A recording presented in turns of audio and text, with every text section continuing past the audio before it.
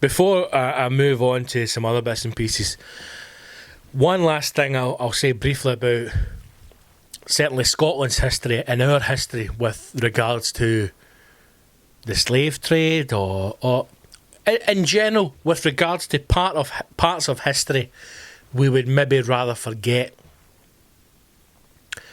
I do think it's important that we are educated on these things. I really do. I don't think also, and I'll say this, and again, this could be the wrong thing, but I'm not here to censor myself. I'm not here to question my thoughts at this point. I will say things that are wrong. I may say things that upset people. If it is shown to me to be, in the wrong, then I'll apologise, and we will move forward.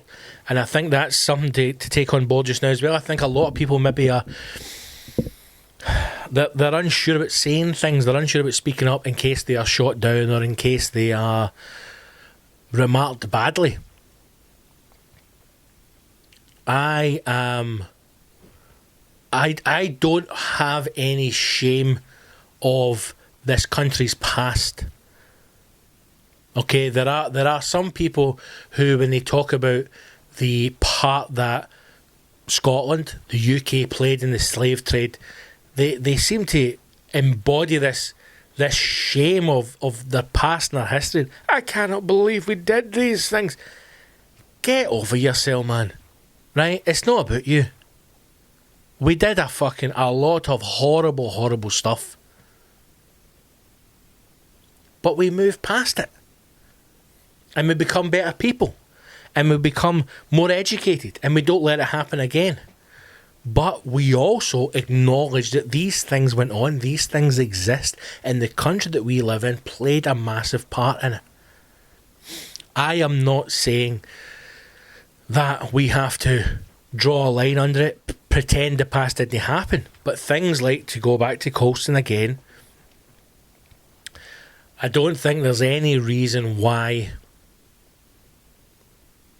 people like him, statues like that, shouldn't be, what am I trying to say, moved or at least put across in a way so that you know what it is. Okay? Whether that be a plaque, whether that be information, whatever, so that you know when you are standing in front of a statue, it does not read the city's favourite son. It tells you this man was a slave trader. You know? If there are people who are adamant that these things remain, then I think we are a bit more open with the past. And one of the things that I've seen, I'm sure most of you have seen it as well, it's an image that was going around Instagram, and it was talking about the names of streets in Glasgow. And you may have seen some people had given alternative names to these streets in Glasgow, and they posted up street signs underneath it. Again, I generally don't have a problem, and I don't think, it's not that I don't care about the subject or that I don't care about the history. But for example, if there was any one of these streets that I'm just about to read, if they have ties to someone who was involved in the slave trade or a part of history that is embarrassing, for want of a better word, I don't have a problem with the name being changed at all. At all. And I think that if you do have a problem with it, you maybe need to ask yourself why. Why do we have such emphasis on certain things that are in the past? And it's this idea that people push the topic of, we're going to lose our identity and our history. You're not.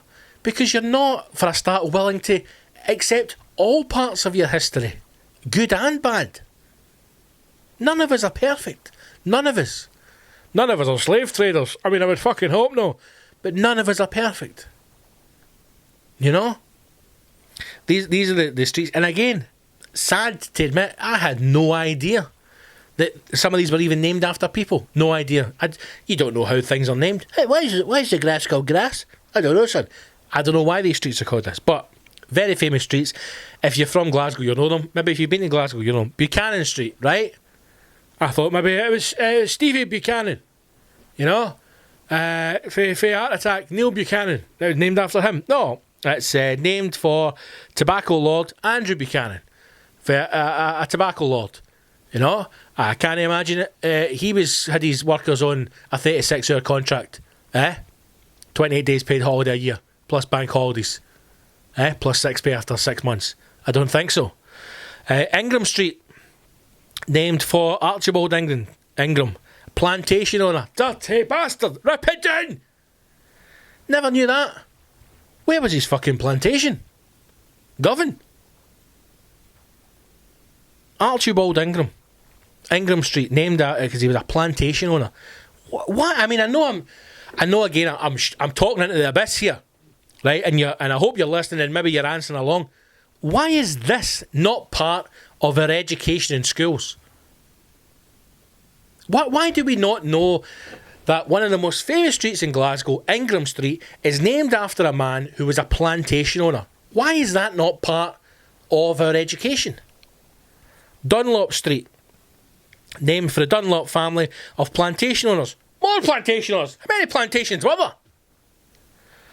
Glassford Street, named for tobacco lord John Glassford. Wilson Street, named for tobacco lord James Wilson. Cochrane Street, named for tobacco lord. We fucking love tobacco, man.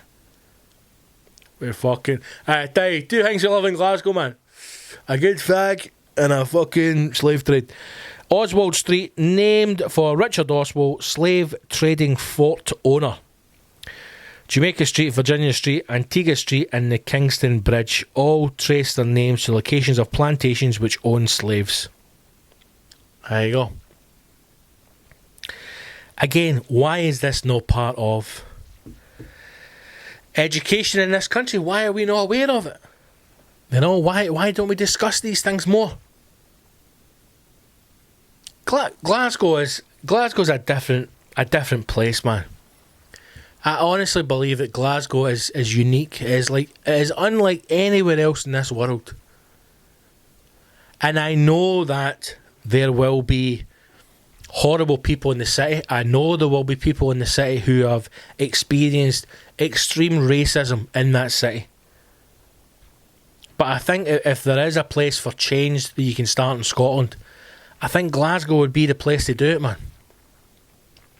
If we're going to look at street names, re-education, I think Glasgow is a good place to start. I could be wrong.